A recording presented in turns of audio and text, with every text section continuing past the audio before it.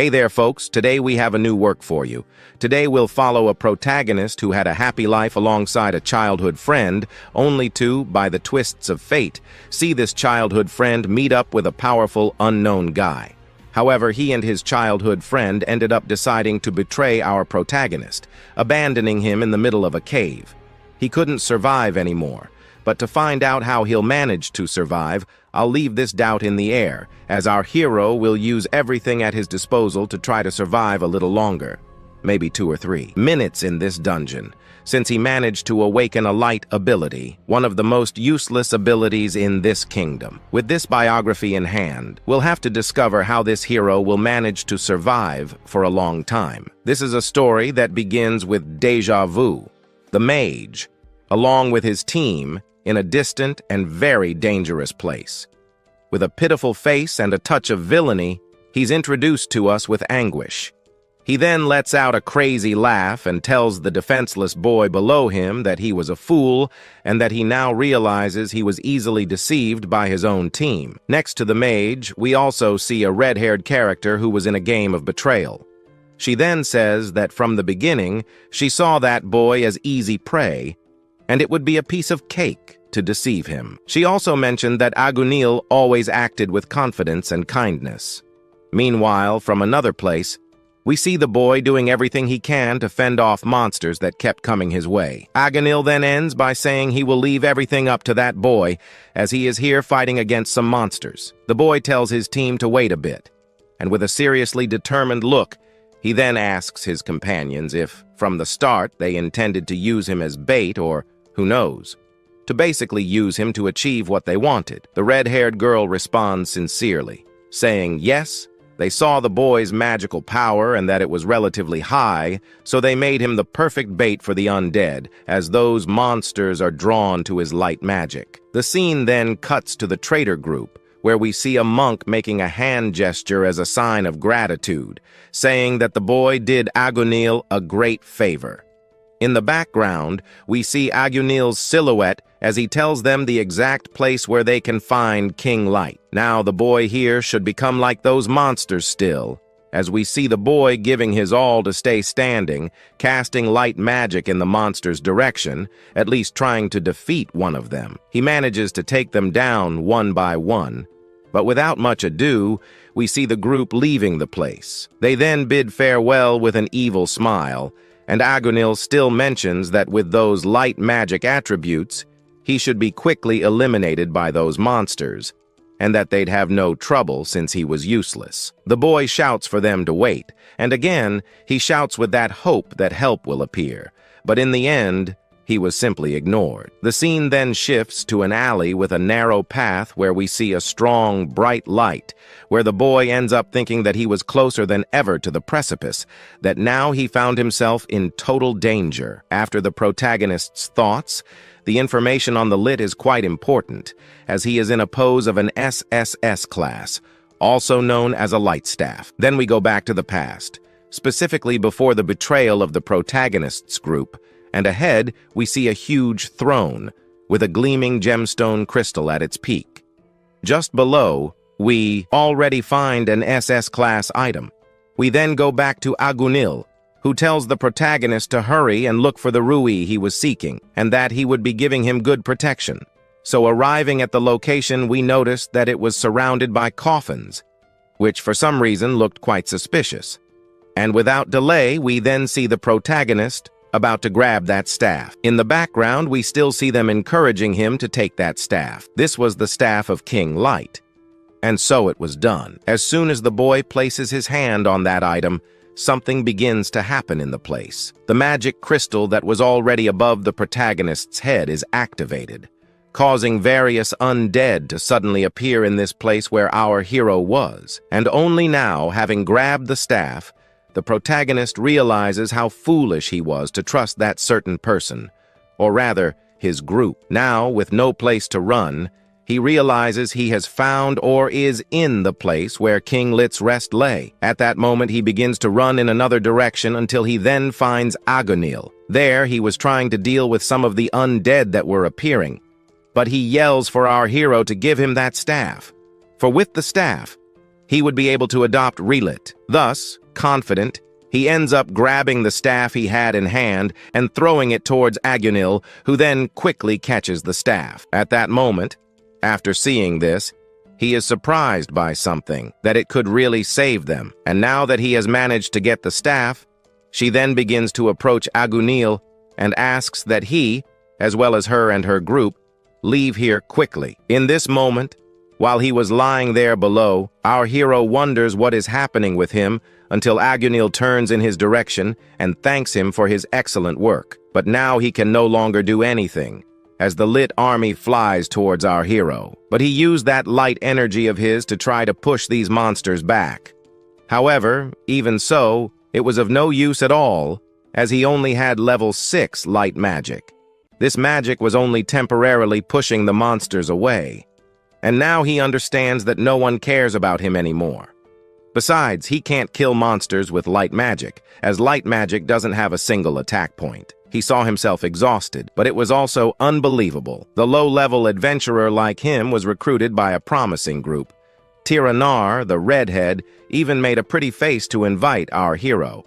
He then starts to get increasingly irritated, but now the skeletons were overcoming his light. As his light faded, he saw how foolish he had been to trust those people, the very people he once thought most trustworthy and strongest, who in the end turned their backs on our hero. However, now that he was about to die, he understands the real reason why they chose our hero. But this does not give him the reason and right to be literally abandoning him in the middle of this cave. Meanwhile, the skeletons advance in his direction.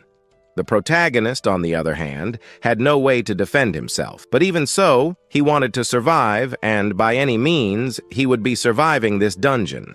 However, he ended up being hit by one of the skeleton's attacks, but with the light magic he still had, he used it to push the skeletons back.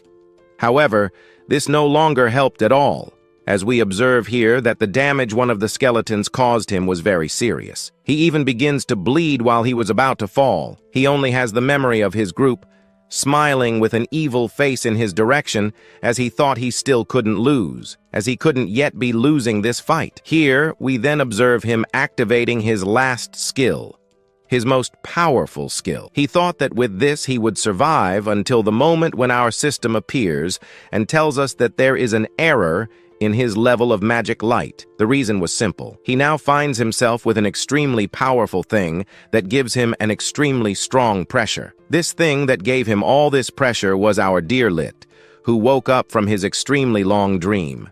Now he only has to accept his end. Then, the system appears again, showing us that he reached the superior level. Now he managed to unlock the attributes of light. He just doesn't understand. Then we observe the system again, showing that his light evolves. Now his light will be evolving to a lightning attribute. He doesn't understand evolving. This was totally new to him, because in this world, there are two types of people. These are those who fight with heavy weapons, like swords, bows, and other things, known as warriors, and those who use magic, producing fire or water, or sometimes even healing wounds. These are the mage types, but there are also other categories called attributes. Yet all of this is according to the will of the gods. For this, we need to go back 7 years to the day of the attribute test in a castle-type church. We then observe the boy approaching someone, saying that fire was strong, but she says that another ability was much better. However, she thanks Light. Light, without understanding anything, just turns red, but she asks some questions again. One of these was about which type of attribute he would be unlocking. Light, however, doesn't know which ability he would actually be getting. She thinks he would be unlocking fire magic. Then we observe her saying that Light has an extremely powerful attribute, and also, she doesn't care about which type of attribute he will be getting since he was the main star of everything. Thus, by unlocking his class, they could go on adventures together. Then a priest appears and asks the children to stay quiet and go check which type of magic they would be able to use. Soon, Light then understands that he should stay there to unlock his class. But she was already leaving and wishing good luck to our hero. In this world, there is something known as national attributes. When you turn 10, you can take the attribute tests. This is when the priest basically conveys the message to the gods, granting the young person, the one who would be gaining this ability, any type of magic. These can come as fire mage type, or earth type, or water type, or air type, among other abilities. Saya already obtained the fire ability. At this moment then, with this ability she had, they could even hold some sort of party to honor her new power. However, Light doesn't care about the party, but rather the message she left, saying that when they unlocked a good ability, they could go on an adventure together. Light is enchanted by her beauty, but then the priest asks the next one to enter. Our Light then enters without understanding anything. He observes a sphere in front of him on top of a table. Light then, in fear, starts moving a bit more than usual. After placing his hand on that sphere, the priest begins to reveal his ability, his combat magic. Ability was Light. Light is left without understanding anything. His end had practically arrived here. Then he calls the next one so that they could come in. But Light asks him to wait. He asks this priest not to joke around. He even asks if this really was his class. The priest then, in response, says that the gods do not make mistakes. At this moment, Light begins to cry, saying that the Light attributes were literally a useless ability. This makes the priest furrow his brow slightly and then ask Light if, by any chance, he was mocking the gods, and if by any chance he was making light of an ability given by the gods to our hero. He just wanted to become an adventurer. However, the priest said that light magic does not have offensive power, so it would be difficult to become an adventurer. Even so, the gods grant a special attribute for each one of them. Then, the priest raises his hand and approaches Light, asking him in the end to accept his destiny, which he ended up receiving. Crying, he ends up accepting in the end, whether he wants to or not, this thing. However, accepting it would be totally difficult. He wonders why he has a high magical power inside him. He didn't ask for much. He just wanted to request an attribute of a stolen ability, something like fire, water, earth, any one of them, since our Saya promised to go on a quite good adventure with our hero.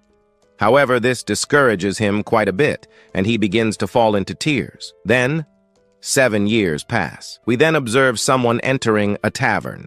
The one who entered was Light, our hero. The moment he enters the tavern, he thanks Mazina for basically giving him a good mission.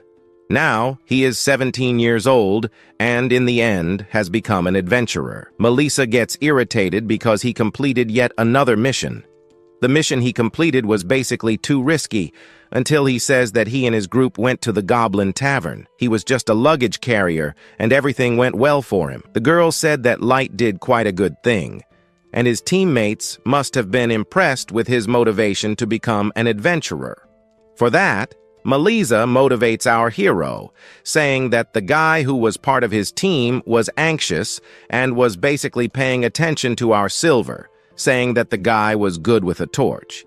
He only managed to do a few things like carrying some heavy backpacks while holding the torch and managing to scare off some monsters, but for him, it seemed like the opposite. That guy there was basically staring at him with a somewhat malicious intention. Then he asks that he ignore all of that and wonders if there's already a new recruitment so he can join a new guild, as after he awakened his attributes, he managed to acquire the light attribute and, in the end, became an ideal person for specific jobs in the orphanage. Then, knowing that no one was trying to recruit him, he ends up bidding her farewell, saying at that moment that he would be back some other time.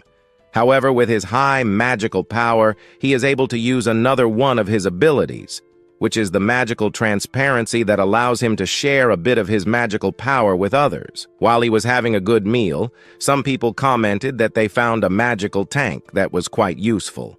But since that day, our hero awakened his attributes. Our Saya, for some reason, disappeared. Everyone became a little more distant. He wonders what they were doing at those moments while he was eating, and he ends up thinking that he was necessary as an adventurer as he was. But his abilities basically allowed him to complete only some weak missions that gave him rather good rewards.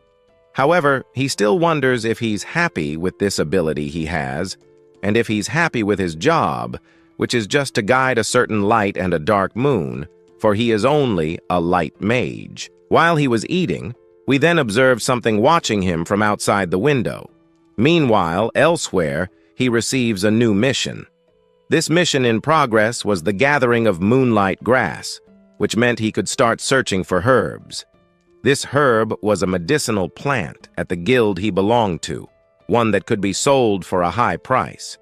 However, it could only be found at night, and considering the effort and lighting costs, it wasn't really worth it for irregular adventurers to hunt for it. Automatically then, with his light power, he could find this medicinal herb much more easily. After finding one, he begins looking for more until dawn. At this moment, he realizes that, alone, he's practically filling some bags with these medicinal herbs, achieving something that no one else in this world would be able to do. Now that he's filled one bag, he feels overjoyed, as he'll be earning quite a fortune upon reaching the guild. But as he starts walking, a notification from the system appears, showing that he leveled up his light magic power. However, when he checks the attack stat, it was still at 0. His expectations were that his attack power would increase at least by 1 point, but his hopes seemed to have been in vain.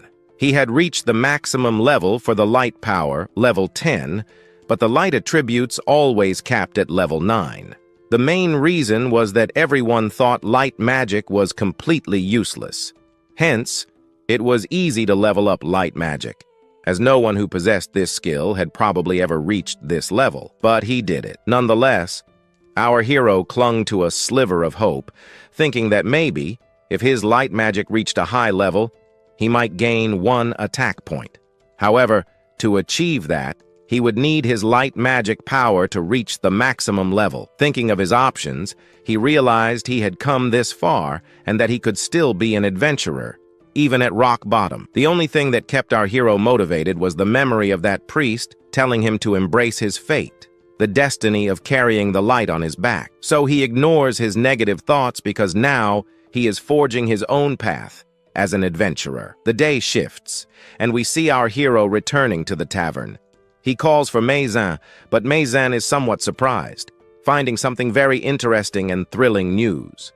She then thrusts a piece of paper in his face, which he doesn't quite understand why Maison is so happy about until he takes the paper. Maison explains that someone was specifically looking for people with a particular skill, which fills him with happiness, making him doubt if it could be real. Perhaps this person was looking for our hero, though he doesn't understand why such a powerful figure in this world would request him. Maison also can hardly believe it, as the adventurer rank of this group is at the top. They are in Class A, the highest class. Even though someone so powerful invited our hero, she still cautions him to be careful, as their adventure may not be entirely trustworthy. However, Light doesn't believe much in his own potential. He even thinks it might have been a mistake, that perhaps the people from this guild confused his name with someone else's. But Maison insists that he shouldn't undervalue himself, because the people from this guild came in person to check on his stats. One of the people who came to look for our protagonist was actually from the main capital. After all, someone from the main capital wouldn't leave just to look for someone like him. Hero, and they came to this small village apparently looking for a certain support member with high magical power. And guess what? Our protagonist has extremely high magical power, so one of the main motives is revealed. They might be looking for someone with a very high mana reserve. And since, in their group there's basically a great sage among them, however, among their members exists this guy. But for this guy to use magic, he needs a lot of magic, and therefore needed someone with a very high magical power reservoir. At this moment, Melissa begins to smile. She's happy for our hero, seeing that someone is finally recognizing his real power. But Light, with some hesitation and doubt, still doesn't believe it. He doesn't yet have all that confidence, as his light magic was the only thing he knew how to use. Meanwhile, as they commented there, our hero starts to look a little closer at the paper, where he finds an adventurer who has a drunkard class. And he wonders why a guy with a class like that was participating in this guild. He asks Rod why he would keep going forward, but before he gets an answer, Melissa calls Light's attention.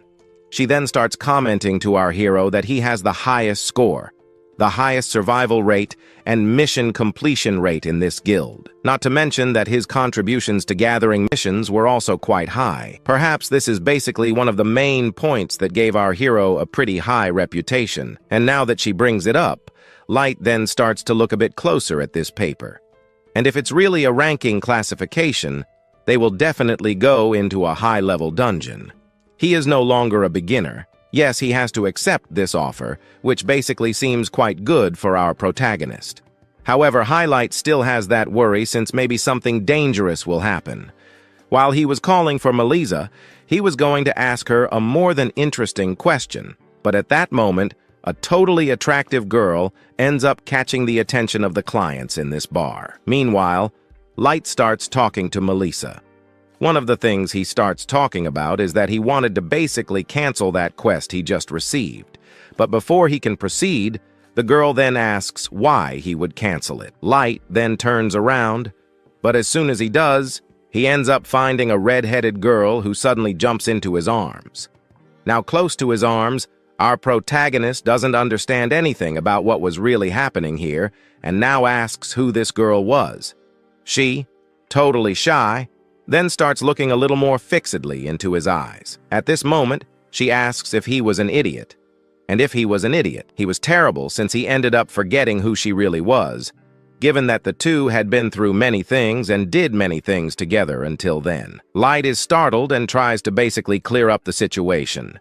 He then turns to Melissa and asks her not to think or act strangely since he didn't do anything to her. Now he tries to understand what was really going on here now again. Then that girl was holding on to his arms more and more, but now he ends up asking her to back off and basically introduce herself. She then removes her hand from his arms and then backs off, saying she was just playing.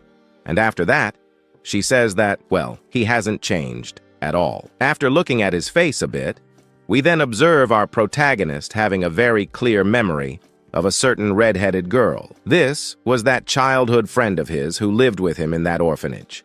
Light then remembered the last time he saw her smile. This was before the attribute tests, and he ended up leaving the orphanage a little earlier, completely distancing himself from her, and 5 years had passed since then. Light, distracted by his thoughts, ends up muttering that he was very happy to have found her. Light then smiled and agreed with this, then asked Saya what she was doing here. At that moment, Angil approached and announced that she had basically come here to do a At hearing this voice from another person, Light began to freeze, feeling a shock.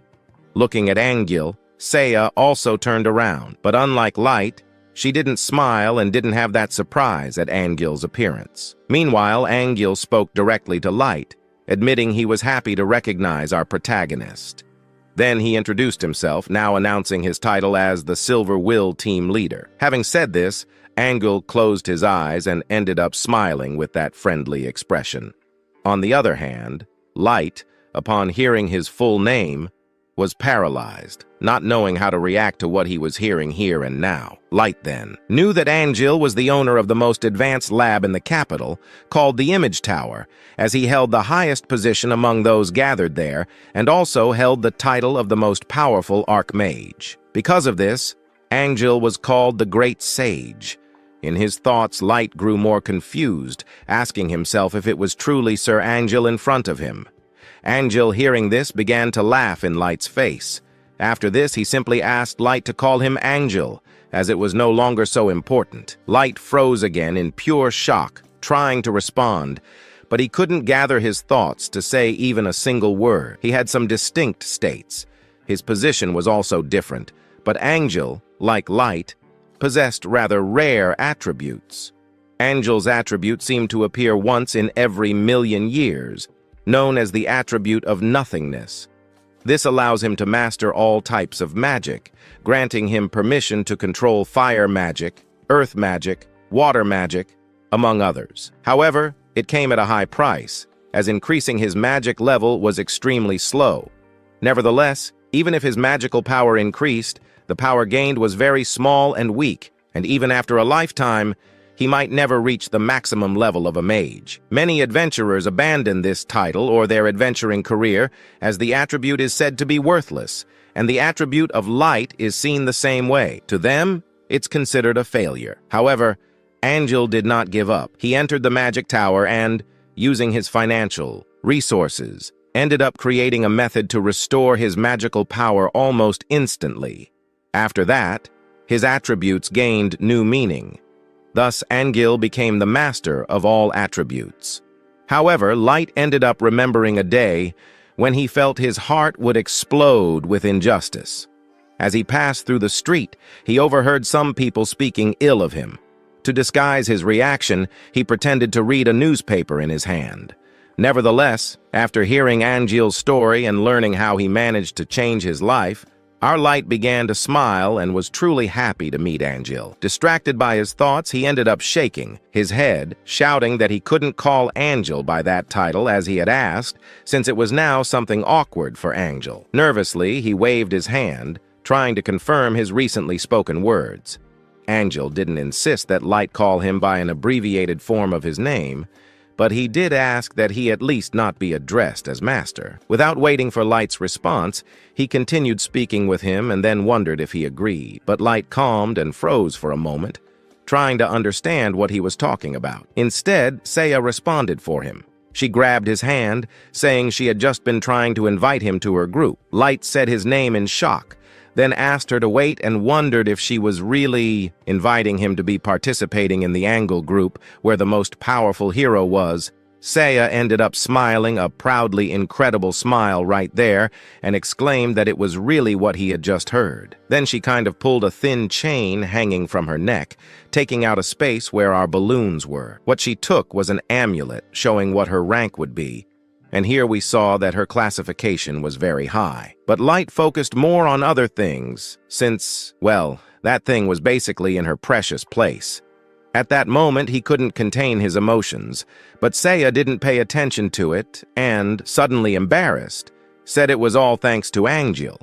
For without him, she wouldn't have managed to get here. Yet these words made Light calm down a little, and then he looked intently at Saya. At that moment, Angel refused to say those words, for he was sure that without this help, she managed to reach the maximum of her power, and right there she became a powerful person. At that moment, Saya didn't respond, but simply raised her palm upwards, and Angel then ended up smiling and took her hand. He was just watching all this, and now he began to understand some things that, in his mind, he noticed Saya was already in another group. And mentally, he understood that he didn't belong to that group. But at that moment, he had a memory of Saya from the past, from childhood, when little Saya happily shouted Light's name. In the moment, he closed his eyes, realizing here that he understood nothing could be done at that moment. He couldn't believe what was happening and also couldn't believe what was close to Saya, but he was distracted in his thoughts when he heard someone who hadn't been here for a long time. Cusco then approached Light from behind, placing his hand on his shoulder, and then he spoke seriously, saying he had just seen someone with a broken heart, and Light hadn't expected such an appearance. Cusco then stepped back, and in the next moment, he turned to Cusco. Then he shouted in surprise, asking why he appeared so suddenly there. He didn't understand what Cusco was doing in that place, and Cusco announced it was simple, as he now was part of the same Angel group. These words spoken by him ended up greatly surprising Light, and Saya confirmed what Cusco had said, as he mentioned he had left the orphanage and returned to the adventurer's path, as he had an attribute called Holy. Therefore, Cusco helped Angel with his restoration magic. Light found it quite difficult to understand all the information he had learned today, but Light continued to look at Cusco, still confused. He began to remember that moment when Light was still a little boy at the orphanage, and Cusco, upon returning, called him a failure and a loser with a weak ability. At that moment, this made Light frown, thinking this was strange. A group consisting of two people he knew as well as a great sage.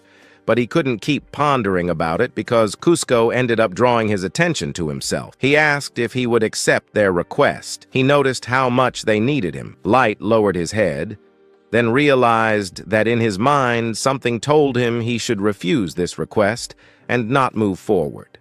But again, he was distracted, being asked to agree at once, as Light's help would be much needed to achieve certain things. With a look softened, Light then looked at Seiya, who kind of pressed her palms together on his, asking if he really remembered his old promise.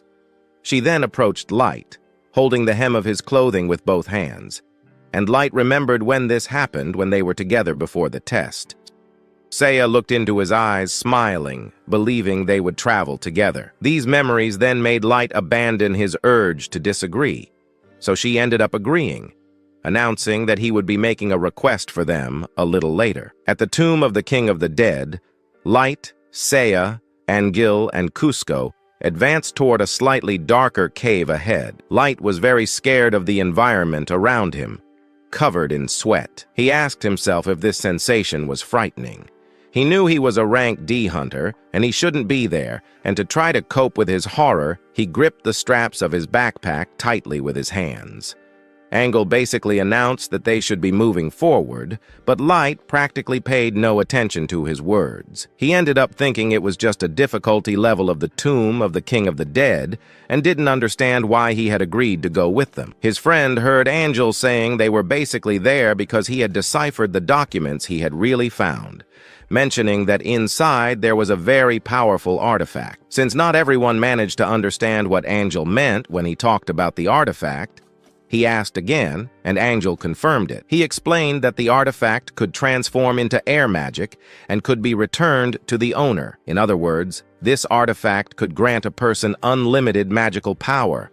In this case, there would basically be no need to recover or run out of energy. These words made Light look at Angil, who basically had a magic reservoir hanging on his back, surrounded by a faintly glowing aura of light. He noticed that Angil possessed a large magic reservoir. According to Angil, he had created the core on his own. Continuing to look at the tank, Light then mentally noted that even though Angil had all the attributes, his original magical power couldn't be that high. In this case, he supposed that all that power needed something extra to supply all the power he had. Now, Light realized that Angil wanted to obtain the most absolute power, but suddenly, distracted in his thoughts, a skeleton out of nowhere jumped toward him, extending its hand to grab our hero. Light shouted and tried to dodge, but before anything happened, a bright magic energy beam sliced through the air, completely destroying the skeleton.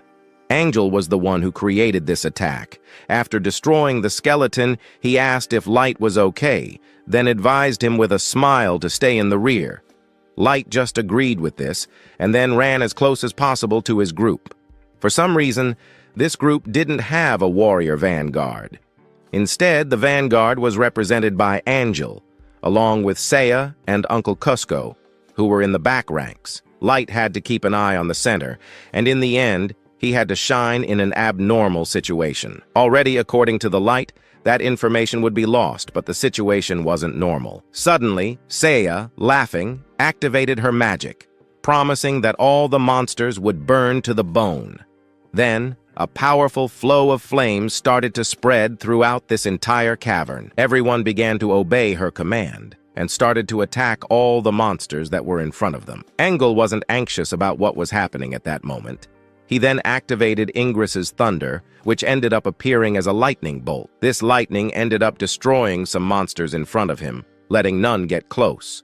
Having finished one of the attacks, Seiya, meanwhile, activated a fire attack, not stopping smiling, confident in herself. She and Angil didn't stop attacking for a single moment, and they began to destroy the skeleton and monsters that approached. Meanwhile, Light froze completely. His mouth opened in astonishment, and he could only mentally admire them for seeing that they were powerful. Now he understood the real power of an A-rank group. However, Light doubted something, and as if he had foreseen a bit of his thoughts, Cusco then placed his hand on his shoulder and asked if he really thought they didn't need to hire someone like him. He explained the question, saying that the team was very strong and that the lighting could be solved with high magic equipment. Light then, again startled by the unexpected appearance of Cusco, started to run to the side. At first, he wanted to say that Cusco's assumption was wrong, but in the end, He just agreed. Cushhandle. Then he asked Light to look at it, and a light appeared in this place. It was basically magical illumination, but that began to absorb the magic stone.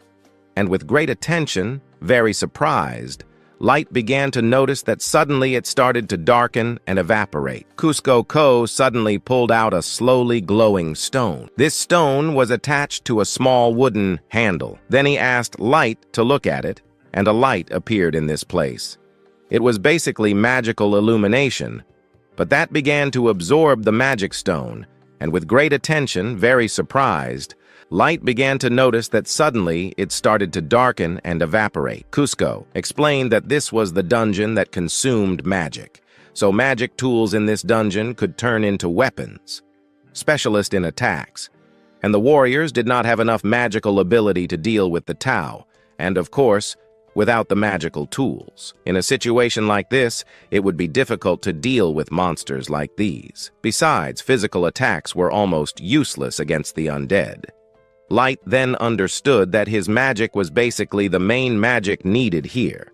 The skill of our hero was required. Cusco then confirmed this by looking at a bright ball of light created by Light. Then he begins to think that with this illumination magic, it was necessary, since with it, they could make a normal attack within this magic. More and thanks to Light, Seiya and Angelos could be fighting alone there, and already with Light's support, they managed to fight and managed to advance further also, due to the fact that his magic was free of obstructed sight. Hearing these words, Light smiled and felt a little more embarrassed, happy that his light magic was helping a ranked group. This joy specifically increased by the fact that Light understood that his attributes were more successful. Finally, after some time, Angelos announced that he had basically cleared the majority of the undead in this area and suggested that they rest a little. Seiya then approached Angie, then lay down on her hand, closing her eyes. We see her saying that she was very tired. Angie smiled and thanked Seiya for her support, and she, distracted by her sadness, ended up somewhat happy and began to laugh, then closed her eyes, tilted her head, then resting it on Agilus's shoulder. Light observed all of this in the background, somewhat displeased, since he liked the girl there who was flirting with the guy from the team while he thought this mentally. We then see Cusco appear, offering them a free healing. Then he puts his hand slightly forward. Then, well, after all that, he made a very bright magic circle appear over their feet, which then turned into healing magic to heal. He then approaches, his hands forming a sphere of light that moves toward him, and then from there, a giant aura appeared around the two, quickly healing their wounds. To do this, he closed his eyes to concentrate a bit more. Cusco also decided to use a little more healing magic energy there to restore faster, only for extra concerns, then quickly extended his arms to the sides to further expand his healing magic. After all of this, he ordered the wicked here to leave. Angel Cusco finished using the magic and said he had basically cleared the whole area of those who could still rise. Light, on the other hand, looks at his palm at this moment and wonders what he could do in a situation like this, then closes his eyes to ease concentration, which then activated the shield, and the light magic is released and spreads in all directions around the space here, forming a magic circle. Seiya and Argilus shouted in joy and smiled at our hero. After a moment, they looked at some bright light particles in the air. Light explained that while this magic was active here, it would be difficult for monsters to get close. Smiling, Angelos admitted that he was happy for Light to be in this place, and Seiya also smiled and thanked Light, as now they could rest a little more in peace. Light felt a little content for helping the people here quite a bit. He also sighed that although he had helped a little, just not that much. But he ends up changing the subject. Agil suddenly declares that this was incredible, observing that he could not believe that Light managed to maintain a high-level magic counter the power level. Light, holding his hair with his hand in an awkward manner, said it was all because of the amount of huma, Angelo then said he was sure it was wonderful and mentally noted that it was just a great blessing to have Jad with them, since he was considered a sacrifice of Angelos at this moment. Light unsuspectingly thought that Angel was thinking something much worse than they imagined, at the end, smiling because the kid couldn't do anything else. A little later, they lit a campfire to cook certain things without waiting for the food to get, I don't know, ready. Saya fell asleep with her head on Angelo's lap, who was sitting there right by her side. Cusco also fell asleep because he couldn't stay awake for very long. At that moment, Light started to notice that the food was basically ready and then served it on a plate for our Angelo so that he could eat. Angelo began to taste it and exclaimed that now this here was delicious and noticed that Light actually knew how to cook quite well. Light then closed his eyes and started smiling again. And after that, he simply thanked Angelo for those kind words because he was happy that he liked his food. Angelo set the food aside a little and then placed the palms of his hands on the girl's head, whom our hero even liked. Seeing this scene, Light felt a bit sad noticing it, so suddenly, to escape this kind of thought, he pointed at Angelo's device, which he had carried with him up until now, and wondered if that thing he carried wasn't too heavy. Angelo deduced that he was talking about a magic reservoir, and Light confirmed this.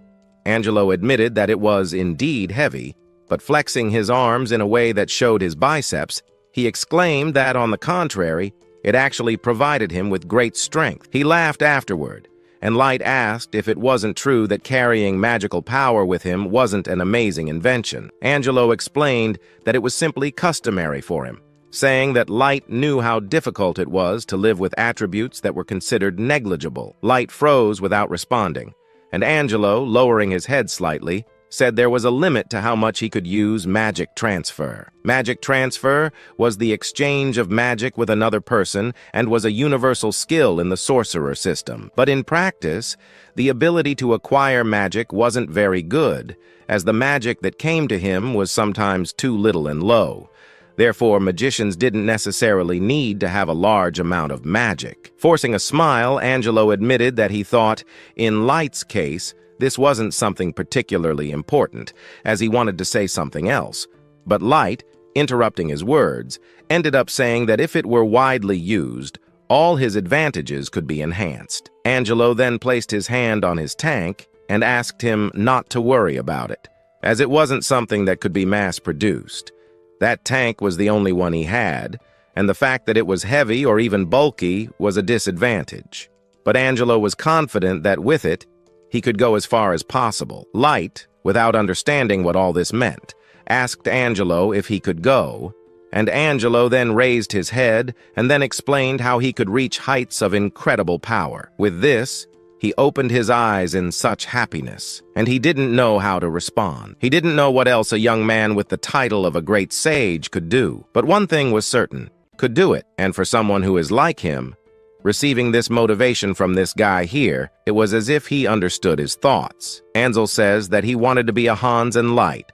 In the end, he ended up asking something again about one of his thoughts, about those who, Ansel, on the other hand, lowers his head sadly. Maybe not, since right after he says to us that he was the youngest in the family.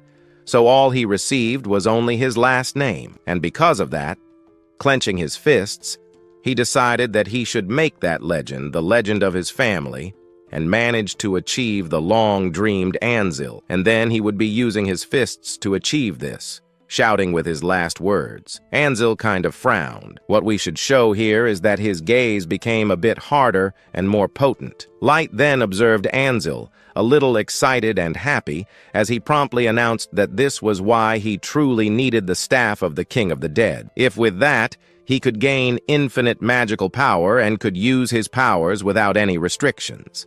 And in the end, his wish there would come true. In the end, we see him looking at the campfire burning brightly. Ansel adds one more thing, that he would do almost anything to get that staff. And so, he ends up smiling again in a slightly different way, with a terrorized expression. Light was a bit scared upon seeing his expression, and a drop of sweat appeared on his cheek. At that moment, Ansel suddenly froze as he realized that something had happened again, a thing that had happened quite often.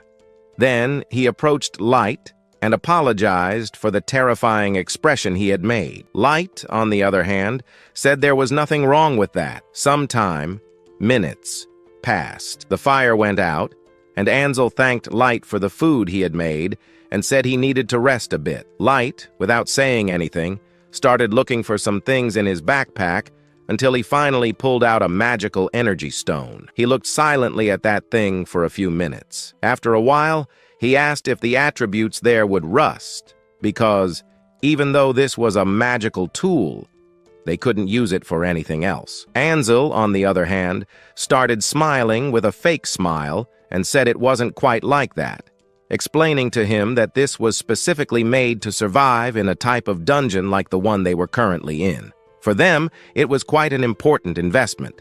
Ansel thanked him for that.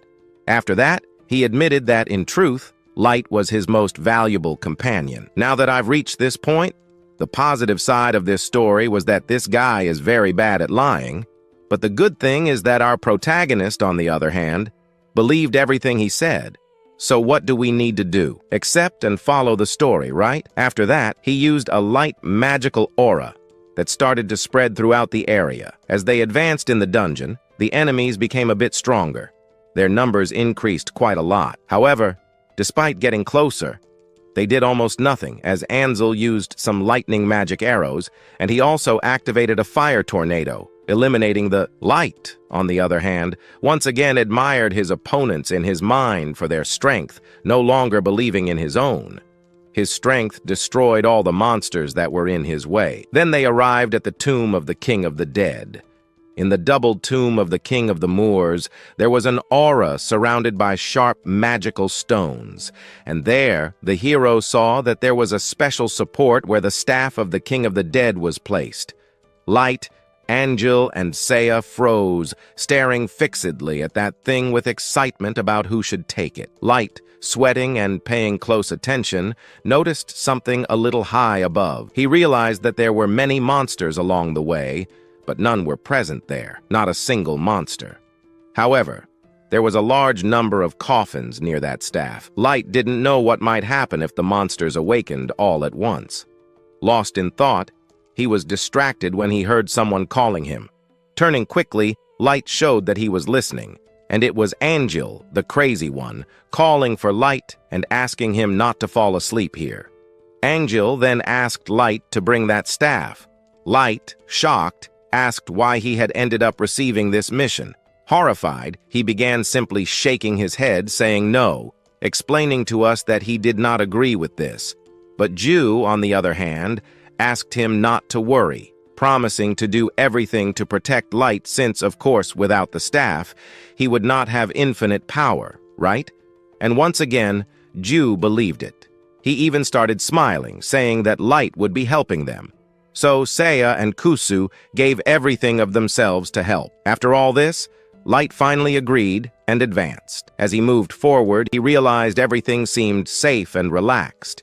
He could simply proceed. Even so, Light knew something was wrong. He felt it. But still, he pressed on. He approached the staff of the King of the Dead, sweat dripping from the corners of his lips. Wrapping his palms around it, he lifted the staff upward. At that moment, something appeared very suddenly, much larger than Light. Seeing this, Angel shouted for Light to throw the staff to him. He didn't care what happened to Light. The staff was the priority. As mentioned before, with the staff, they could win. Still, our protagonist frowned, but was determined to complete his mission. He extended his hand and threw the staff toward Angel. The staff flew past the monsters, and in the end, Angel caught it effortlessly. Then he laughed, calling Light basically an idiot. He couldn't believe Light had actually done it. Even Saya, standing there, laughed a little nervously, as if now everything had finally ended well. Our protagonist, once Angel's childhood friend, realized it no longer mattered to her. They thanked Light for his help, and as he turned to leave, he froze. What we then saw were his wide-open eyes and their malevolent smiles spreading throughout the place. The entire team announced that Light had now contributed greatly to their group. Now paralyzed, Light mentally understood that, of course, it was clear. He had believed in the idea that someone needed him. Well, his talent was useless. At least he was happy that someone nearby recognized his power. He only wanted to embark on the adventure with the people he considered friends. Looking at him, we realized that nothing he imagined had come true. The poor guy here. He just only wanted to take advantage of his usefulness. And most importantly, he remembered how Saya invited our hero to go on an adventure together. Light mentally noted that he wanted to take a turn in this story, a real turn, and managed to get out as an adventurer too, also managing to leave with her. But distracted in his thoughts, Light heard someone laughing and focused his gaze. Then Saya quickly turned to Angelo, and he remembered that Angelo had said everything here would be simple with Light. These words made Light freeze, perplexed by this. He screamed Angelo's name, but he didn't scream in reality. He only screamed in his thoughts, reinforcing his arms to see who was stronger. He began activating his light magic to try to distract the monsters somehow, pushing them back. He asked himself if this was really how he was going to die in a place like this, here and now. At that moment, Light felt like a disposable tool, but he wasn't ready to give up so soon. Screaming, he continued to use his light magic, activating sacred light shortly after. When the monsters saw this light, they began to get scared by the magic and retreated a little. Light took advantage and made a few steps backward because ahead of him, he saw that there was an exit. Determined to get out of here alive at any cost, he moved through a gap in the crowd of skeletons, throwing himself toward it. However, when one of the skeletons approached, he furrowed his brow. After that, he used sacred light to drive the monster away. Light then ran, thinking that before his magic could run out, he needed to find an exit. He realized the monsters would never stop coming. Light noticed that if he couldn't maintain an adequate level of mana, he would basically be devoured by them. He ran, gritting his teeth, focusing on the brightness in the darkness in his eyes. He continued to use sacred light, then ran in different directions to avoid being caught by surprise. He screamed too, but an attack came, breaking his focus a bit. Even so, he kept moving forward, carving out a small opening. Light followed this path, which led him to the entrance of a tomb. He decided he needed to go as far away from this place as possible. Our hero put his trust in himself and ran a lot. But then, out of nowhere, blood splattered in the air. Light stopped, covering his mouth with his hand. He fell to his knees, spitting up some blood. His breathing was becoming increasingly difficult. He realized this was a drawback of the magic. It made his blood flow not only from his mouth, but also from his eyes. He couldn't use magic anymore. In despair, he dug his fingers into the blood-stained ground, begging himself to stop. Light said in a broken voice that he wasn't ready yet.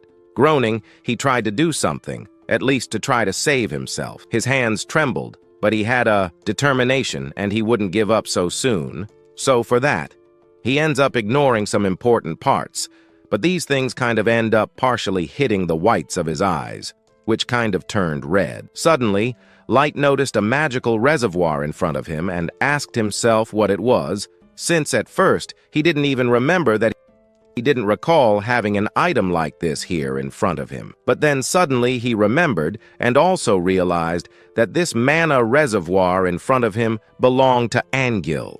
And Light remembered that Angil had a staff, so he threw the tank aside with the last strength he had. He pushed himself forward and started moving towards the tank while light arrows he had created earlier were still there, holding back some desperate monsters. With his eyes closed, he crawled forward, pushing himself a bit more because he urgently needed that mana. He didn't understand how to use that tank and thus assumed there was a switch. Before he could do anything, his arm suddenly kind of gave out and he fell trembling on the ground. We see Light not giving up. He forced himself to get up again and finally managed to reach the tank. At the end, he placed the palm of his hand on it. After that, we then see the magic starting to be released towards him, filling Light completely. We finally see him being surrounded by a shell of magic. In the end, he felt that the magic filled our hero to the point of overflowing. Even though Light felt this, He suddenly froze and asked what that was since it was identical to his mana transfer sensation, but it was something different. However, Light couldn't think much about it because he heard a growl behind him. Returning to himself, he realized that some monsters had broken through the barrier he had created and were coming towards him. In the end, extending the palm of his hand towards them, he activated the holy light. A glow then launched towards the monsters, pushing them back. Other undead creatures took advantage of the fact that Light was distracted and tried to attack, but he used his magic again, which countered this attack. Swearing, he placed the tank on himself and tried to get up with it, deciding on his own that he should leave this place. However, the stairs were blocked by several skeletons.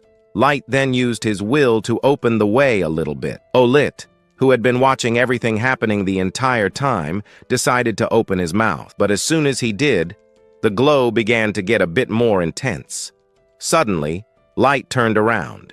Now he realized he was surrounded by a circle of magical energy. Then we see him at the end looking perplexed at this thing while his feet left the ground. The use of the magic slightly lifted Light into the air, unable to leave. He noticed the magic ending, which dropped him, throwing him to the ground. We see him just on the ground, his back in pain, completely battered. On the ground, he just laughed at the situation while Light merely observed silently, purely quiet. Light assumed he needed to defeat the boss and escape this dungeon. His face was basically marked by scars. Light asked what was happening at the entrance of this dungeon. He then assumed that by killing the boss, the door would open. Even if he managed to reach it, he wouldn't be able to cross. Light suddenly raised his hand and started using magic. After that, a fireball and a ball of magical energy formed next to his palm, which eventually turned into a magical circle, creating some patterns. Light was still on the ground and wasn't ready, and at that moment he noticed that a magical circle had formed above him. Different lights disappeared. Unlike others, this ability ended up forming something not good, and the atmosphere wasn't favorable. Suddenly, something from inside that circle came in his direction. To avoid being caught, Light began dodging some attacks.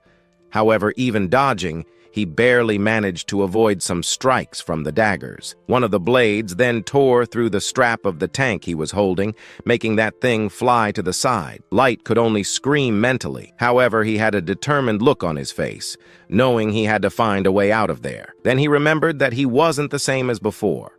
Now, he was filled with magic, and because of this, he thought he had a chance to survive. So he launched himself and extended his hands to activate his sacred light magic. As he extended them, he activated his sacred light, and a considerable number of bright light spheres formed above him. In the end, knowing that this ability of his was low-level magic, he could use several light spheres against the monsters. Meanwhile, Light lowered his head, frightened. By the light of our hero, he then groaned and began advancing towards Light. He realized that if he could maintain this pace, the monsters would stay at a reasonably good distance. At this point, he could use this to defeat 2 monsters. But he stopped his thoughts, focusing on the fact that Light extended his hand to avoid magical attacks coming his way. Light didn't have much time to think, as the blades were coming to catch him. Suddenly, he was also hit, slightly wounded near his stomach. He froze at that moment. We now see that he was covered in sweat and pure fear. What dominated was only the pain. Light smiled. However, his body suddenly dissolved, which made the protagonist freeze instantly. The solar light attacks suddenly began falling on some monsters around, almost hitting him but missing because he used a type of light magic that created an illusion. Now that he had created this illusion, he promised to finish Light. He formed a new attack, clenching his fists. It also seemed that the power of this miasma was about to break. So he decided to launch a surprise attack from the front. Before launching his attack, he shouted for Light to receive his point-blank attack. Placing his body, he used the sacred light, sending an attack quickly in his direction. Light could only do one thing: close his eyes. He couldn't do anything else. Frustrated, he began flailing his arms to try to defend himself somehow, but in the end, it was useless. Monsters started to fall. Light thought that it was impossible to defeat a user of light who has 0 attack power. Despite that, he continued to fight, using his light firing rates. By using this several times, Light noticed that all the undead didn't like the light that much. If he kept going at this pace, then everything he was doing would work. Without stopping using his spell, he realized in the end that his confidence eventually reached its limit. Some of the monsters ended up weakening. Their arms fell, and everyone ended up collapsing to the ground from so much weakness. Noticing this, Light stopped using his attack. While being in the dark again in the cave, he looked closer at Lei. At that moment, he noticed that on his head, a faint light emanated from him because he still had a little bit of magic left in him. Suddenly, a system window appeared. Light, at that moment, looked at it, seeing that the light attributes had increased to level 10 of light magic. At this moment, he realized this was the highest level of light. In the end, he then thought about this, and the inscription changed slightly, indicating that the meteor shower magic had essentially been acquired. While thinking that he had finally reached level 10, Light ended up asking himself what all of this was leading to. But suddenly, Light's body seemed to extend and move toward his hand. Light looked at his feet and only noticed something enormous about to grab him. So, to avoid being caught again, he ended up dodging, jumping to the side. After forcing himself a bit, he stood up and, surprised, asked what was happening. How was Light still alive? But at that moment, he realized that this Lei was extremely furious. Besides being furious, he thought of himself as the superior in this entire fight. Then, noticing his superiority, he roared, opening his mouth. From another place, we see Light only closing his eyes. He put his hand in front of his face to protect himself from the wind that rose quickly. However, while observing this, he noticed that nearby, there were some stones emitting a glow. But these stones then started, in the end, to grow and quickly turned into something pointed and sharp. That then went in Light's direction. Light only thought of dodging, jumping to the side to avoid those pointed spikes. But not all his limbs managed to escape permanently. Some were caught and injured. Our story begins with Light, who suddenly started laughing, then opened his mouth. But after that, all we see is our hero raising his arms in front of his face. Then he closes his eyes as a strong wind blowing in his direction intensifies by the minute. He also notices that on the ground, some sharp stones suddenly begin to faintly glow. He starts planning a few things mentally as the stones grow to enormous sizes, transforming into sharp peaks. Now, to save himself, he must dodge. He jumps up, struggling to avoid the sharp spikes from touching him. Not even all the monsters could manage such a feat, and some of them ended up hanging on to the peaks. In the end, Light stood up, preparing for the next battle. Meanwhile, as he looked in another direction, we see drops of blood falling to the ground, blood that belonged to Light himself, now battered and bruised. Clenching his teeth, Light held his wounded shoulder, trembling violently with pain. At that moment, Light finally understood everything that was happening. He observed closely as our protagonist began to speak. Light asked if it was true that Lit wasn't such an easy monster to defeat. However, he added that the same situation was happening to him, and suddenly, smiling, his level started rising out of nowhere. Now he might be able to use magic that allowed him to wield more advanced spells. Thinking about this, Light created a sphere of light that shone intensely, illuminating the area. Upon activating this ability, light spread in every direction. He then unleashed a meteor shower. A massive number of solar particles formed in the air and began raining down, attacking the monsters and the Lich. The Lich roared as the hero's attacks hit it, and the flow of the shower grew stronger and stronger. Light remained focused, channeling the energy of the light magic, even as he suffered from its strain. Some of the monsters tried to escape, but it was impossible to evade the hero's attacks. Lit, too, could do nothing anymore. Finally, Light fell to his knees, exhausted after using so much mana in one decisive blow to try and defeat this boss. At the end, we see our hero supporting his entire body on one elbow, his head hanging down as he breathes more slowly and tries to recover his strength. After some time, he noticed the light had disappeared and realized the meteor shower had ended. Raising his head, Light began looking around to see if anything was happening, but the most important thing was lit. Looking at him, Light saw no sound was coming from him anymore. Hearing this silence, Light was overjoyed.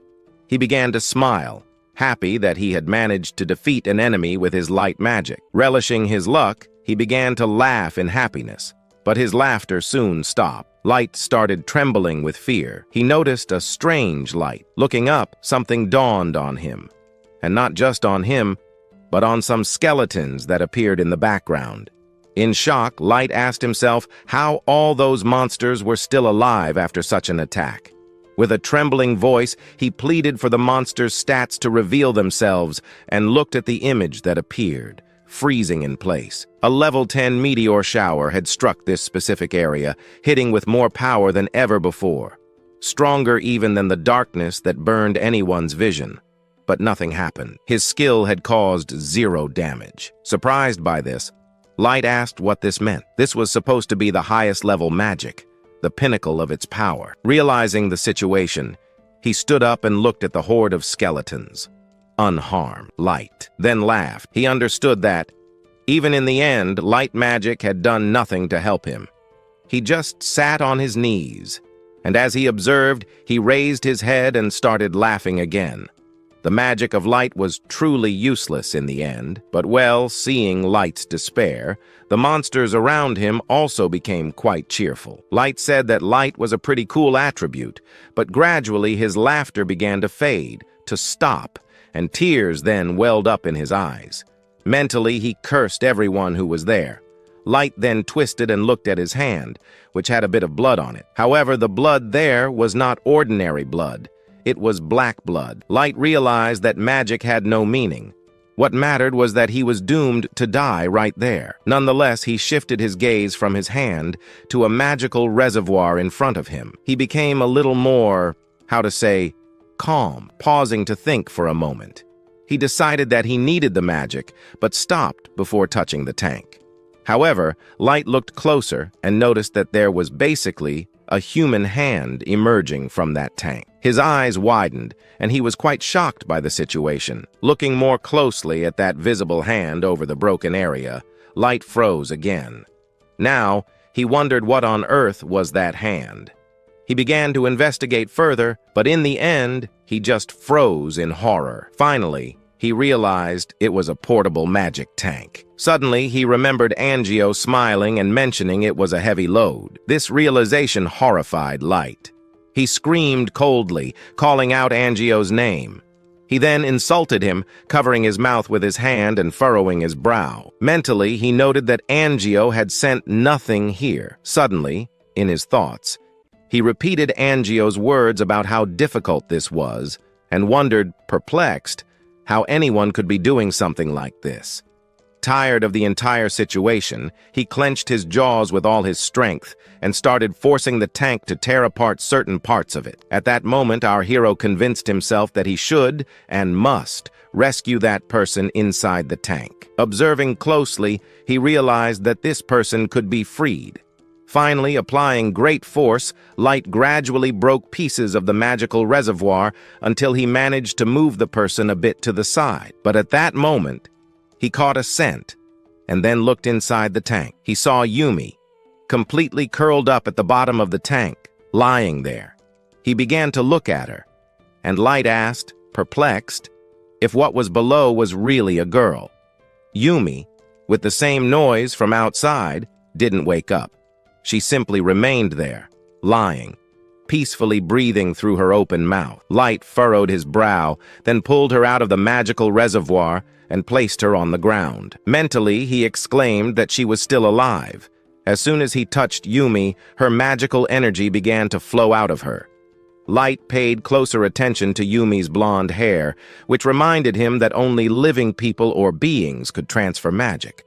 Thus, he felt more at ease, realizing that Yumi was alive in the end. Still, he couldn't control his emotions after seeing Yumi in such a magical tank. With extreme anger, he clenched his fists, realizing she had spent some time inside that thing and hadn't been properly fed. Likely, she wouldn't be able to walk for a while. Now, kneeling and holding her, he decided he would carry her, AM in his arms so that her head would not touch the ground. Light then looked at his surroundings and realized that magic was flowing near him.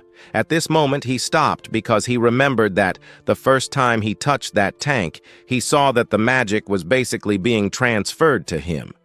But he didn't know that this magic came from Yam. If he had somehow discovered that the magic came from her, he would have acted in a very different way. Now, knowing everything, our hero just hugs Yam, and then simply apologizes to her for those fools who had done this to her. Yam did not react in any way, but kept her eyes closed. Meanwhile, the skeletons nearby were already getting too close to him. They planned to attack Light, who was sitting there with his back to them. Still distracted, Light apologized and asked Yam to use her magic. After a long time, the monsters getting closer to him made Light notice their presence. Clenching his teeth, he turned toward the undead and then activated the holy light. The flash scared the skeletons. Light thought it was just a walking torch. With the magic reservoir, he remembered that he was often ridiculed by everyone for being different. However, Angel had done something entirely different from the others. Something that Light cursed while sweating. He used his magic to push the monsters back. After all of this, he realized he should never stoop to the level that Angel had essentially sunk to. For this reason, he told Angel that he had ended up taking some lives, which was good for him. He hadn't come here to save the dear friend he had, but oh well, Light didn't care about Angel anymore. Now he was doing what was necessary to reach the top. Now he realized that Angel had acted like this from the beginning, using Light as a pawn to obtain the sacred staff. However, to achieve this, Angel then used the defenseless girl, laughing. We then see Light frowning in the distance. We can also observe the anger coming from our hero's mouth. Then he just screams that he will not forgive Angel in any way for doing this. Quickly, he stood up, still holding Yam, and activated several new flashes of light to open the way. First, he needed to get out of there, but he would not leave that cave or this place alone, because he would take Yam with him. He didn't care what was going to happen, because whoever crossed his path, he only promised himself, whoever got in his way would die. Well, somehow, before anything else, he just asked Yam to lend him a bit more of her magic. After that, he decided to do something else. Looking straight ahead, filled with rage, he said he would make Angel pay dearly for what he had done. Now he was 100% foaming with rage, seeking a good battle he was about to have. Then, we observe Yam's body beginning to release energy more strongly than before. This energy started enveloping Light's body with an aura of light that spread throughout the place where they were. In the end, we see something forming there. What formed was basically something that would protect them significantly. Light, frowning, ended up asking the skeleton in front of him to disappear, but it wouldn't obey. For this reason, he activated his maximum impact. Consciously, he ended up activating the Holy Light ability. A large number of brilliant light arrows appeared around the monster. But this was linked because it ended up pursuing the skeleton. Now that the attack hit the skeleton, he realized that his attack didn't even cause a single point of damage. He realized that this would at least help him escape this situation.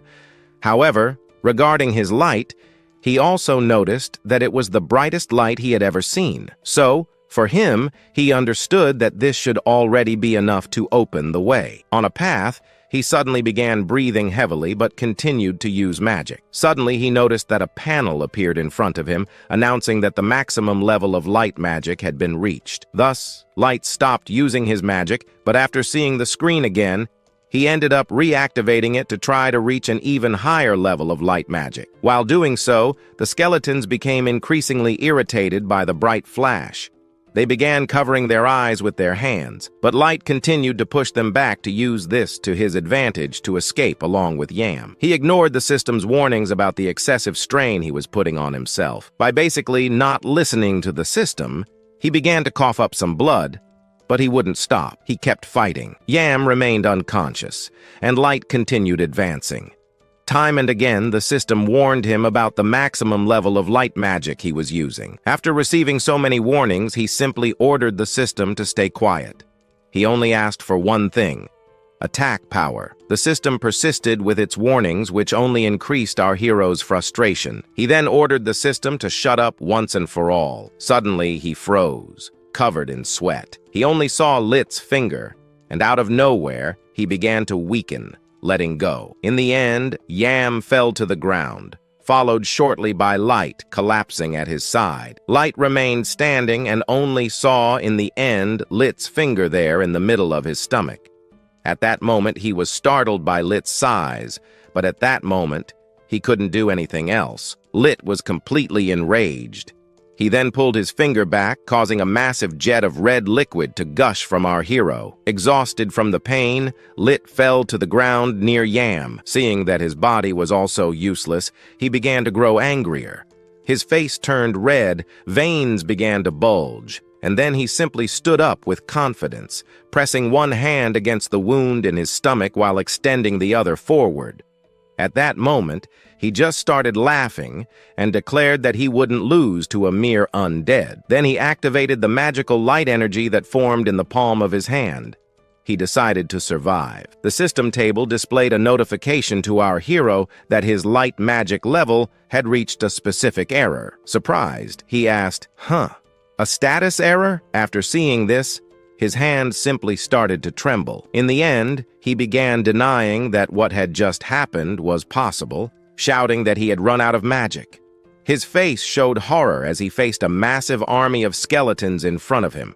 The system table indicated that the upper limit of magic had been reached. In this moment of confusion, he looked at the table, which now displayed a message about the evolution of the light attribute. Now he wondered if he really wanted to evolve light magic into light ray magic. With wide eyes of surprise, he asked, "Evolution to a ray of light?" After a moment, a choice appeared. Yes or no. With a very serious and serene expression, he asked himself, should I accept this proposal? Without wasting time, of course, our protagonist extends the hand and presses confirm. The flash appeared before his eyes.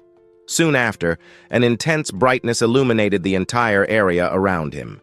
He covered his face with a quick movement of his hand so that at least he wouldn't go blind from this light. He cursed after seeing this strong light coming into his face.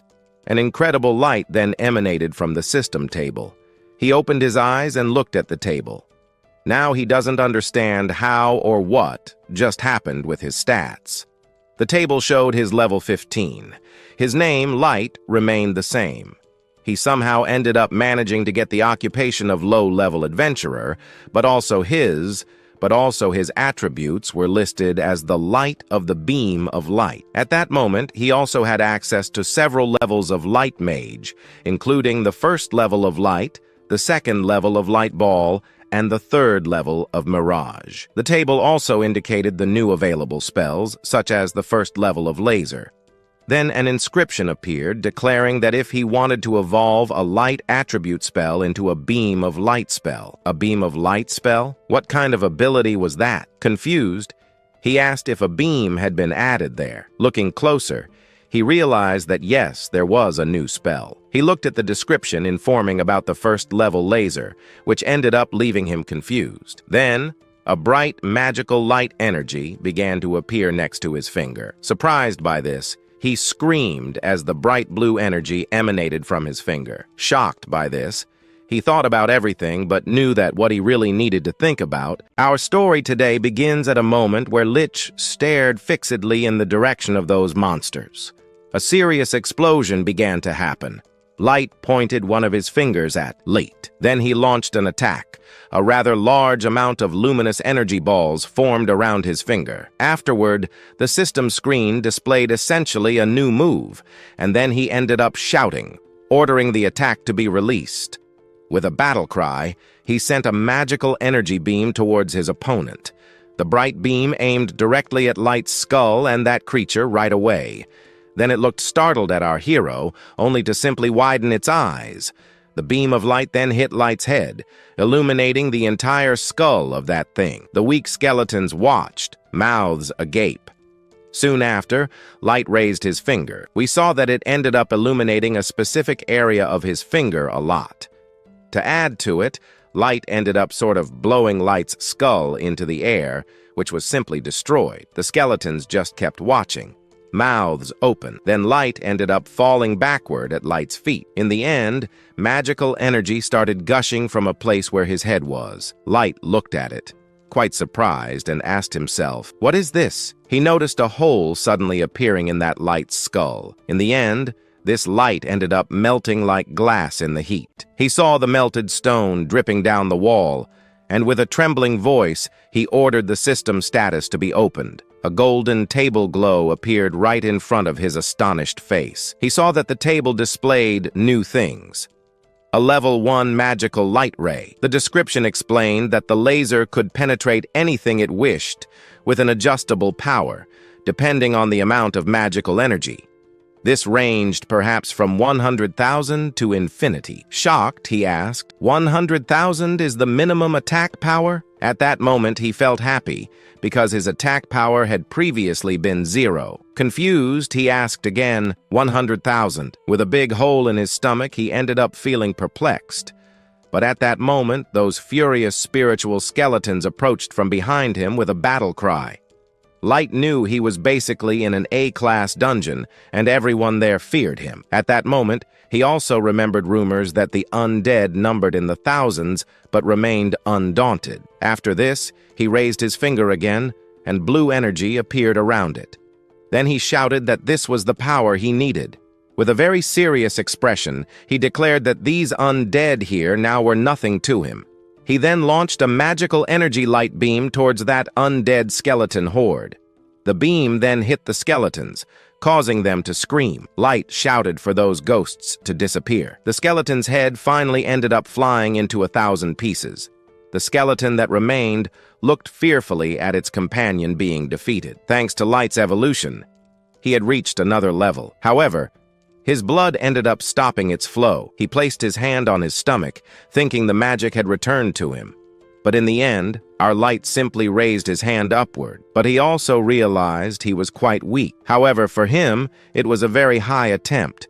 Looking at Yumi, looking to the side, he ended up smiling. He thanked her for saving him, and as he had promised before, he would fulfill the favor he had promised earlier, to get her out of there. With determination, he shouted, "Forward!" Thus, a combat stance was assumed, and on his finger once again appeared. "Some light?" He commanded a beam of light with his gaze. That pain, with his mouth already open, he ended up sort of ordering these beams of light to destroy all the undead in the area. The beam of light he sent went toward the undead, annihilating each one of them. With a battle cry, he directed perhaps another beam of light to destroy his rivals atom by atom. Light shouted loudly, shattering the skeleton's bones one by one. With rage, he declared that their skulls would be separated from their bodies. After destroying countless skeletons, the system interface appeared, notifying him that Adventurer Light had leveled up while he decapitated the last of the skeletal army still standing. Afterward, he received many notifications that his level had increased. Directing a different beam of light in various directions, he thought that if he could maintain his power in this state, it would last for a long time. With broad gestures of his hand, he directed the beam of light to the side, obliterating all the undead surrounding him. With a tense expression, he stated that he would take her away from this dangerous place. In the end, he would show her something. The sky she had been deprived of seeing because she was trapped in this coffin. He looked down, recalling the images he had just seen moments ago, and reflected that everything he had lived through might have been difficult. His eyes turned blood red, and with a wild expression, he burned everything around him. Immediately after, he looked at his hand, where he saw a beam of light. He screamed, and then screamed again, showing that the undead were in danger. Guess who would be hunting those undead? Himself. At that moment, his face was covered in bruises and cuts, the result of the battle he had just endured. But afterward, with sheer rage, he raised his hand, sending a beam of light soaring high. He aimed it in the direction where his group might possibly be. Elsewhere, Cusco was walking through the cave until the ring of light launched by our protagonist appeared. They wondered, what kind of ray is this? The ray cut through the entire mountain, scattering fragments in all directions. Light looked up, quite surprised, as sunlight fell on his face. He saw how many meters of rock the ray had pierced. After looking at the light and wondering, "Light! How did I manage to see this light?" He realized his face was bleeding slightly. The reason was sheer exhaustion. He then collapsed to the ground, utterly spent. Moments later, the man opened his eyes and looked at our hero, lifting his head toward the sunlight. It didn't take long for light to fire again. Angelo and Cusco were walking through the stone cave. Angelo wore a somewhat serious, irritated expression, muttering curses at what was in front of him. He thought that the darkness made him uneasy, unable to relax. But then he remembered and asked himself if he wasn't as useless as he thought. He wanted to be useful, perhaps even as bait. Suddenly, skeletons hiding behind the rocks attacked. But quickly, Angelo managed to finish them off with a single strike. He shouted for these monsters to disappear. The explosion of the undead followed, with green magical energy beginning to affect the skeletons. Angelo cursed vehemently, with a serious and tense expression, pointing his hand at the skeletons. A crushing ray was then released in multiple directions, smashing, then pointed the hand towards the skeletons. But in the moment, scared, this one ran and held his hand, but ordering him to step back. He came here. Some noise was basically making the undead come from the depths as quickly as possible to this place. Saya, with her face red with tension, screamed that she couldn't take it anymore. Large tears filled her eyes. Angelo looked at her with a, let's say, threatening look, and after a while they stopped in the cave. Angela, on the other hand, said she had basically gotten rid of the pursuer for now. Saya was bent over, struggling to catch her breath after that run. Angelo turned to her and told her to use magic, explaining that it was the only option, but he didn't finish the sentence. Then Saya, in hysteria, raised her head, clenched her fists, and shouted that she was basically at her limit. She turned to Angelo, begging him to do something, only to ask afterward if he could be doing anything, since if he used light magic, they could do something. She added that he had everything, didn't he? Angelo looked at her without emotion, thinking it was useless. His eyes soon became basically blood red as he looked at her angrily, then frowned, thinking about what a stupid animal she was. He knew that he had brought her into the group because she looked pretty and also had quite a lot of strength. If it weren't for that, she wouldn't even be in the group anymore. For a brief moment, he even thought about throwing her away, but he realized he could get a little light from fire magic. Looking at her tear-streaked face while she was on the ground, he ended up approaching her gently. He hugged her from behind and, with a comic tone, said that if she wanted to get out of there, they needed her light. He added that even though he could use light magic, his magical power still wasn't very high. Even though he was still a heck of a, well, you know. And for that, he stared into her eyes. He said he basically needed to save his magic for more serious situations. Saya emotionally asked why he couldn't put or use his staff, then said that's exactly what he was for. She asked if it wasn't, and he answered her question with another question. What if it harmed him? He explained that he needed to study it. He also said they had to endure a little longer and asked her to start. She looked at him surprised, tears in her eyes, then lowered her gaze a bit. She recited the spell. The small fire formed in the palm of her hand, floating in the air. Angelo, at the moment, thought her light was very weak, and in the end, it lasted only a few minutes. They then walked until dawn, and he wondered if he could find a replacement for her. He then remembered that Yam had been thrown away, and maybe he shouldn't have discarded her earlier, because he still basically needed her at the moment. But in the end, he realized replacements could always be hired. More unexpected, basically frightening, sounds appeared. Angelo then asked himself in surprise what that was. He and Saya, terrified, basically clenched their hands while observing from a distance. Cusco approached and peeked at the ground. He shouted tensely that the earth was glowing. After that, drops of sweat started trickling down his face. For that, he ended up squinting his eyes. After that, they started staring fixedly at the entrances of these dungeons. Where there was a strong wind on the dungeon wall, a type of magma was forming at that moment. Angelo, perplexed, asked himself what that was. He then shouted loudly that he didn't understand anything anymore. He observed attentively as rays of light began to appear in the magma and then simply ordered it to flow immediately. After his command, an incredibly strong beam of bright energy launched each of them a bit upward, some meters backward. Their clothes began in the end to catch fire. They screamed in horror and fear as sweat started to appear, thinking their clothes had caught fire. Now on the other side, Seiya ended up grabbing her hat, terrified. Then we see Cusco shouting irritably, saying the fire was near. With a serious and frightened expression, he half dove with his hands into the flames, shouting. He announced that there was a bit of water ahead, so they needed to run. Sweat also poured from their faces as they performed this action. Seiya randomly adjusted her hands and shouted at the same time, also asking him to do something. She loudly requested, saying the most important thing was perhaps L, but some different contents basically ended up being poured over them from various containers. Seiya shouted in disgust, saying that goat milk basically smelled horrible. Cusco responded, shouting that the potions weren't among the best. Angelo noted that it was better than dying. Soon after, a piece of their clothing was on the floor, burning and emitting some smoke. Their shoes were burnt.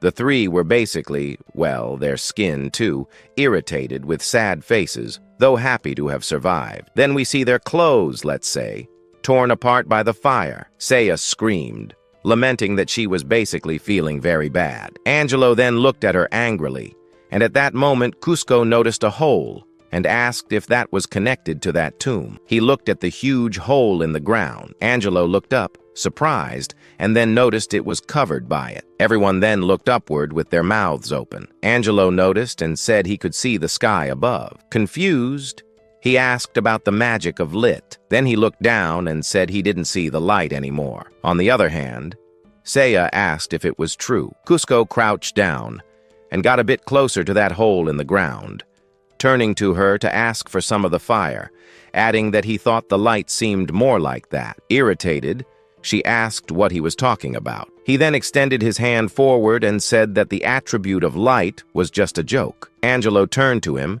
and said that if it really was the magic of light, then everything was very bad. With a confused expression, he told her that if they had killed light, they would basically have the next steps to take. Seiya and Cusco then looked at him fearfully. Cusco described the situation as a disaster since light, in the end, was still alive. And if he gets out of there, everything for him will be destroyed, the future they had planned. For this reason, he then turned to Seiya and asked her to use her fire ability again and to do it as quickly as possible. She stretched out her hands toward her. The direction, with a serious expression, said for her to unleash that explosion toward our hero, since if she didn't do so, he himself would end it with her. With a very frightening expression on her face, she opened her mouth while casting a fire spell and said, "Okay." A short while after launching that fireball, something started to form. Hey, what's up, guys? Today we have a new video for you. Well, our story here starts with the hero, on the other hand, who was still alive. But out of nowhere, a piece of rock falls on his face. Right after that, he opens his eyes and looks up. Surprised, he realizes he was bandaged, like someone had bandaged him. He was surprised, you could notice that, but he also realized he was alive, specifically because he himself had been remembering just a little while ago having mortal wounds, like a hole in his chest. He then ends up getting furious. Right after getting furious, he simply raised his hand to his head, and then he unleashed that laser. But noticing for himself that he was still alive, he realized that now his hand was also bandaged. He then asked why there were bandages on his hand. But after all that, he raised his hand and opened one of his fingers. And after that, he shouted to Louis. A small golden glowing ball of light appeared above his finger. He got up screaming, and after all that, he sat on the ground holding his aching chest. But then he turned to the side where he found one of his clothes that he had kind of left behind, but it was pierced with the same hole that went through his stomach earlier. And after thinking that his clothes were lying there, fallen beside him, he began to realize that maybe that group had come back to save him. But he realized, no, they wouldn't come back. So he ended up kind of asking himself who it was that healed him, since he had been alone there the whole time. But a sound was basically heard behind him. Then he turned around. Well, He turned around looking with pure fear, and then he saw Yumi standing there in the middle of nowhere with her hands behind her back. Our protagonist started to notice that her hair along with her skin was very white. But then he realized that this was that girl he had taken out of that tank. She then looked at him a little, her eyes partially covered, and then extended her finger pointing at the ball that had basically formed above his finger. He basically looked confused and confirmed with a smile on his face. He explained that he could now use light magic, meaning he could use magic now. What confused him was whether she had healed him. With a very silent look, he told her he understood and thanked her for saving him. But then he thought and smelled portions of grass and realized that she had basically healed him with healing items. He also noticed an increase in his muscle mass, even through the bandages. He looked at his hand in surprise and asked if the wounds he had had basically healed forever. But maybe this was because he had leveled up. He realized that the adventurer level was basically related to physical strength. When it increased, strength increased, and wounds healed a little faster. The magic level also increased with magical proficiency, which rose with constant use. However, the quality of this level increase was that it could basically be obtained by killing monsters or other enemies. Warriors often took all that experience for themselves, while healers and other support team members received only basic experience, which was much less. He realized he was the only one who had basically fought in the boss room. After that, he called that system screen and ordered it to show his stats. When it appeared, he looked in front of him, surprised. His eyes widened, and he screamed, realizing he had basically gone from level 15 to level 30. He understood that he had basically achieved victory over light, and what this whole level meant for him now. Then he asked himself if this wasn't the cardinal rule of adventurers, suggesting that defeating enemies was the key. He said to himself that he could never do this before because he had 0 attack power. Now, looking forward, he thought he was still in the cave, and after that, he looked at a hole in the ceiling and wondered if a laser had basically made that. All excited about the work he had done using a laser, we see behind Yam, who was silent before, but now ended up sneezing a little.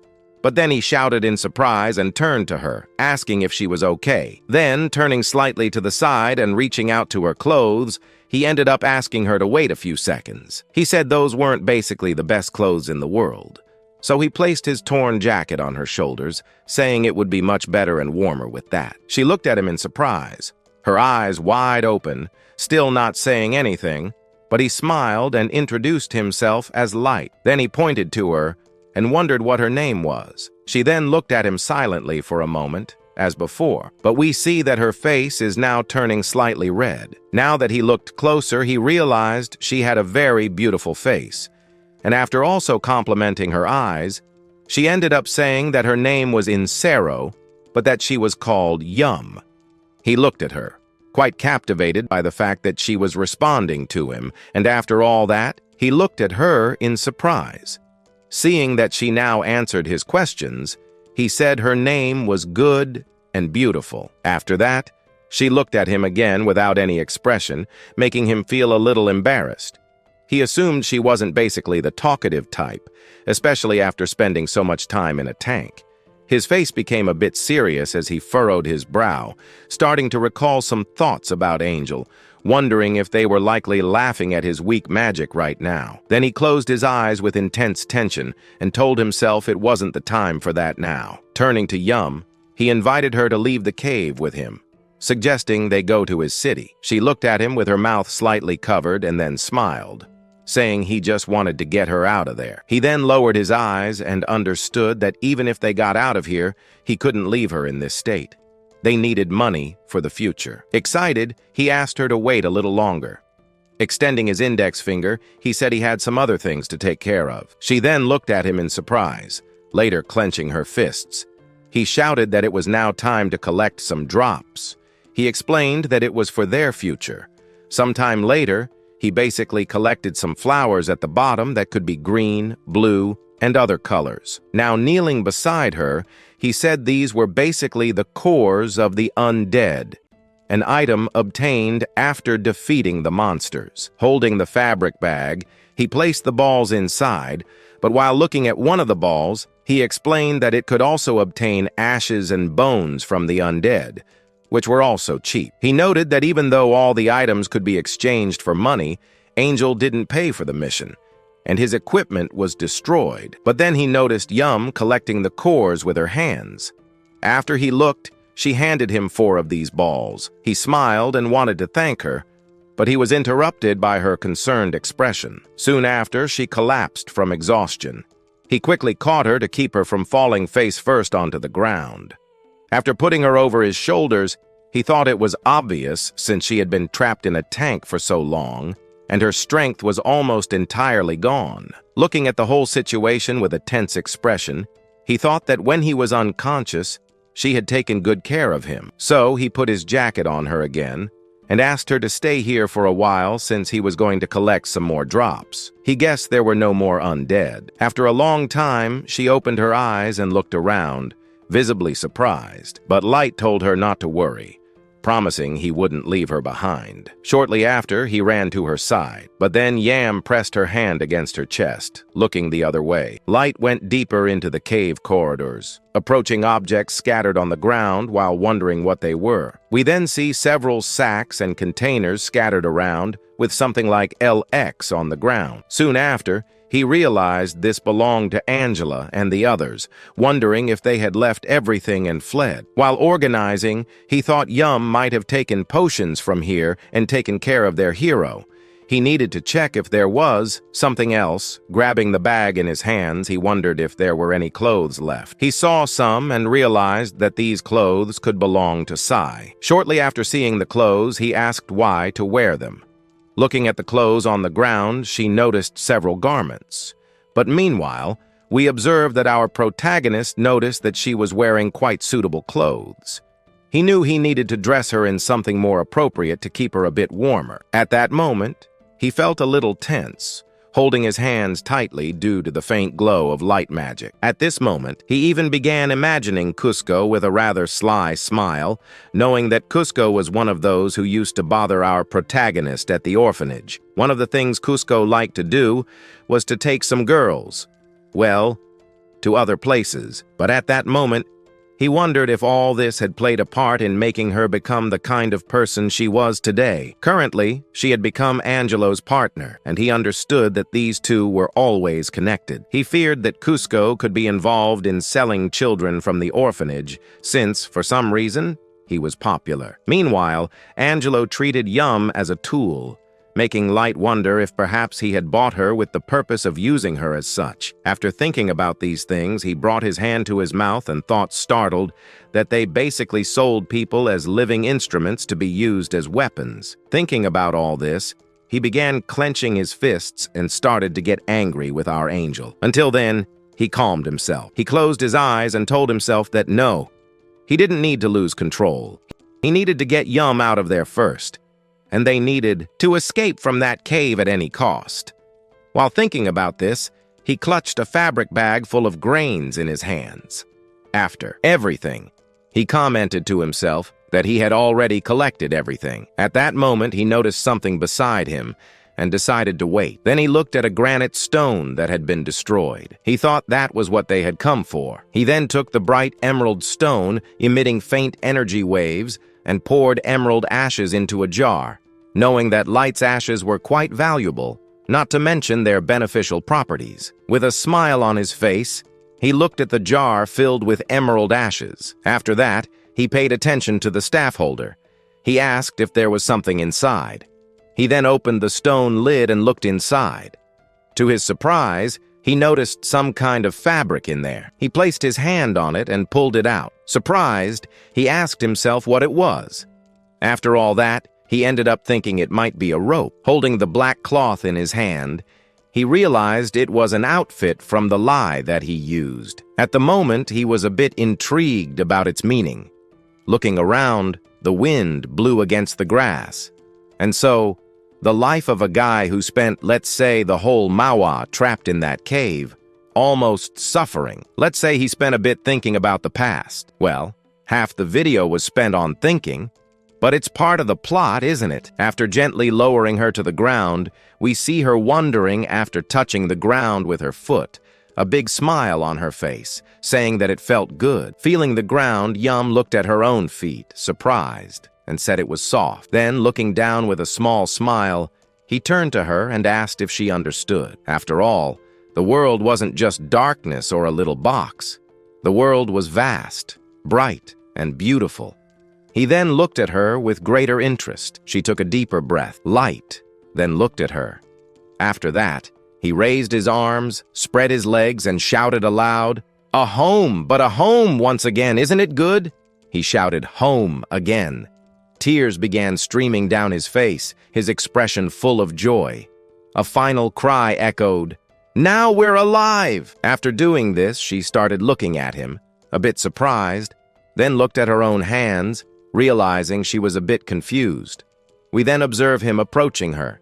He closed his palms into fists and lifted her since she wanted to try shouting a triumphant cry. After all that, he saw this and ended up laughing a bit at her, even though she had been deceived almost to death and had basically been locked in a tank, as if she were a tool. Thinking about the decay of all this, he ended up promising himself right there that he would put an end to it all. He looked forward confidently, with a joyful cry. He realized that now they were alive. He told himself that this was already true. At the moment, he could no longer imagine the malice of two people, essentially terrible, who were deeply connected in profound darkness. Moreover, a great conspiracy was being prepared against them, with the aligned houses. On the street, the sunlight reflected on the rooftops, and the male adventurers looked quite surprised, with fixed gazes. From the course, we see them inside a wagon being pulled by some horses.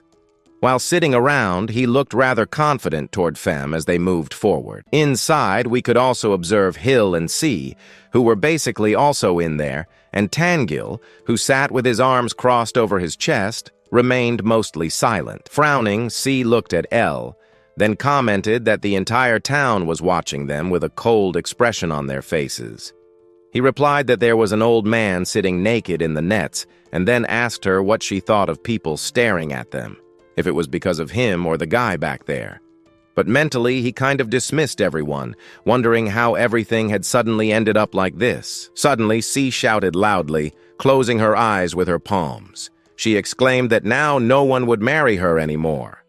Angel furrowed his brows in irritation, mentally ordering her to shut up. At that moment, he considered her a useless burden. In the end, he understood that all their supplies had been lost in the fire, and although there was little food in the wagon, they couldn't go on like this. They then turned to Cuss, asking him to find a house where they could stay. Later, he just explained that it would serve. Surprised, Cusco asked him what he was talking about. Angel then simply stated that they needed to get money and clothes from the houses around. However, Cusco turned in another direction, shouting for him to wait, saying this was impossible. Angel replied that he knew this wasn't the safest area of all since the entire city was surrounded and heavily guarded, and they couldn't afford to be caught. He then turned to C, who fearfully asked him what he wanted from her.